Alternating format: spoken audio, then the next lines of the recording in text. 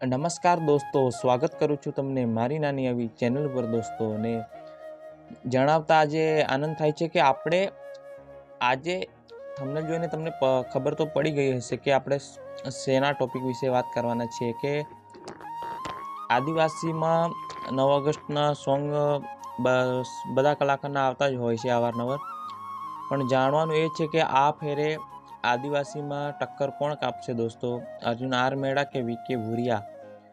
કારણ કે વીકે ભુરિયાનું પણ સોંગ દોસ્તો આવી ગયું છે અને અર્જુન આર મેડાનું પણ સોંગ આવી ગયું છે. અર્જુન આર મેડાનું song PP Baria official channel પર સોંગ તમને જોવા મળી જશે દોસ્તો. સોંગનું નામ છે આદિવાસી પોયરી ને વીકે ભાઈનું પણ એક સોંગ દોસ્તો આવી ગયું છે, બીજી ચેનલ છે પણ એમનું ફાઇનલ સોંગ હજી નથી આવ્યું, પણ આ સોંગ દોસ્તો આવી ગયું છે. પણ અંદાજથી મને એવું લાગે છે કે અર્જુન આર મેડાનું સોંગ થોડું બેસ્ટ લાગે છે, કારણ કે આમ થોડું સાંભળવામાં સારું લાગે છે દોસ્તો. અને તમને કેવું લાગે છે દોસ્તો, કોમેન્ટ કરીને જરૂરથી જણાવજો.